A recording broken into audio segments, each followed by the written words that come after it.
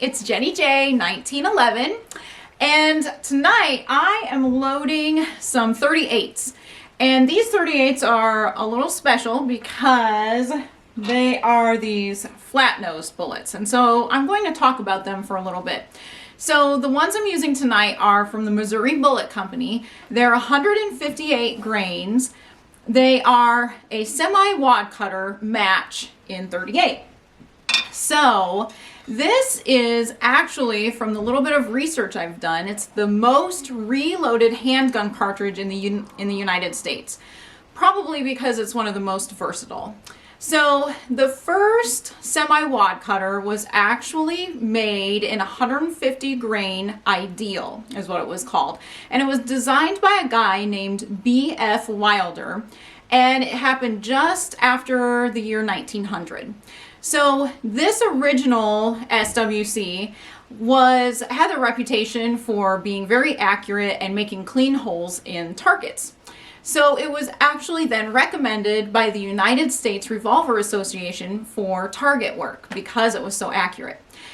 Now, a few years later, J.B. Crabtree also designed something very similar in 115 grain for 38. And it was also considered an extremely accurate short-range target bullet. Now, neither one of those bullets had a crimp groove. They each had 2 lube grooves. And that's one of the things that I think is really cool about this, is because it's got this neat little groove in it. And when you're loading this, actually that groove lines up just at the top of your case. So it's really easy to see. It's a great visual to see that you have everything lined up very nicely.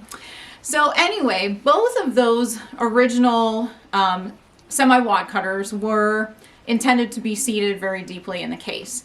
But in 1928, our man Elmer Keith commissioned Lyman, the Lyman Company, to make molds for 173 grain bullets.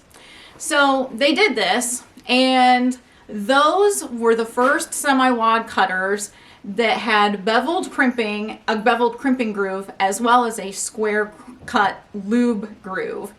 Now later, a little later, Elmer Keith actually came out and said, well, okay, that was 173 grain.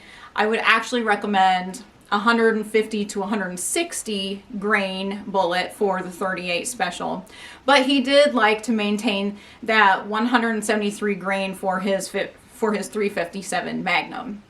Now, it's also important to note that the semi-wad cutter term did not come out until the early 1950s. So when Elmer Keith was designing this bullet, it was not called the semi-wad cutter.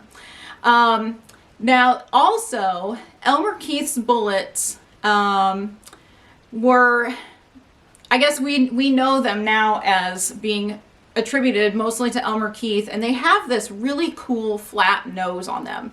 And the thing that's really great about the flat nose is that that determines how the bullet moves through the air. And it also ensures that it's going to make a nice clean hole punch in the paper. And so when you're, using this for target shooting, you know that you're going to have a nice clean hole. So I just really have been intrigued by these, and they just look really cool because, I think they look kind of like little crayons. I'm a girl, so I equate things like that. But they are really neat looking bullets, and I haven't actually gotten to shoot any of these yet out of our 38 special or out of our revolvers that we have. But we will be taking these out and shooting them this week at the range just to see how they do. And I'm super excited to do that because they seem like a very traditional bullet to shoot.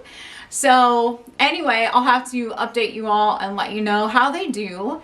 But until then, if you have ever loaded any of these, let me know what you think of them.